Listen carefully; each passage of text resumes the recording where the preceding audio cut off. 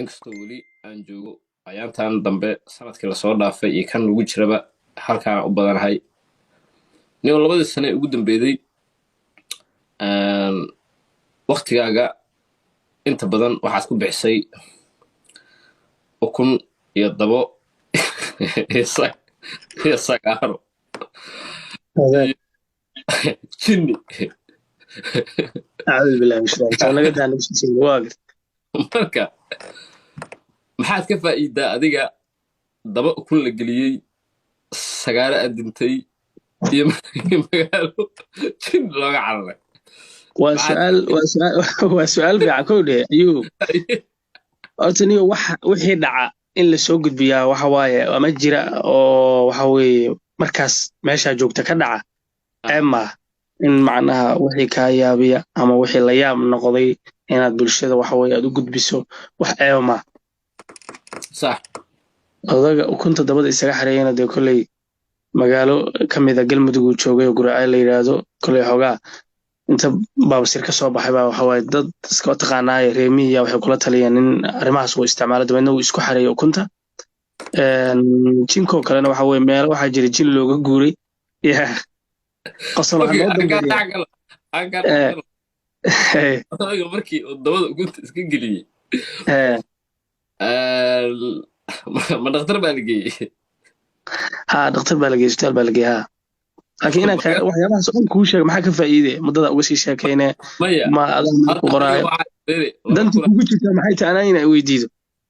إلا قفك موقت مرت وح كويدينا أو وحسن كويدينا أو جواب يسد ما حي كوسو كردينا اللي راموقت waxay ii soo kordhinaysaa oo aan rabaa inaan ogaado maadaama aad tahay qofkii inala wadaagay nin caan aad tahay oo baraha caanada noqolaha shahwo kaleeto waxa waaye ima soo caayeen horta dhageyso maadaama aad adiga daba ka soo warantay wax kasta laga warramaa dhageyso adiga ruux hadda aad mu jeedaa haddii wax la yaab lagu arko ma horta aan weriye dil ka warrama weriye siyaasad ka warrama weriye qarax ka warrama weriye tahriibayaal ah oo badda ku dhinta ka warrama weriye barnaamijyo sameeya waan aragnay maadaama aad tahay weriyihii ugu horreeyey ee dabo warbixin ka diyaariya waxaan rabaa inaan ogaado macnaha inaan ogaado qaabka aad warbixinta u diyaarisay okay qabaarka ah in odagaan uu dabada ukunta iska geliyay qaabkeed ku heshay waa su'aal fiican horta waxa waaye inagoo joogna meel cafeteria oo shaax laga cabo arrintaas waxa iga warasay geemka horta bilaaban u kaadi asxaabta meeqa ku hadda kula socota geemka si aan u bilaabano aniga xaqiiqa ma naf badano tiktokna waa ku cusbahay 165 ii sheegaya waa habeenkii koowaad soo gashay dhib ma lahan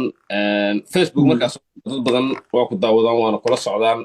meel walba markii aad bilaabayso dee waa iska taqaanaa hadda waa kugu horeydaa hadda kadibna waxaan rajeynayaa in maaragtay aaladda aad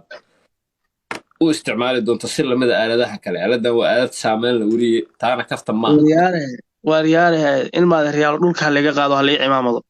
20 jir gobolada dhexe joogo waxa way ka soo warramayaan ahay soo sax ma caynka ninkaas balow gareeya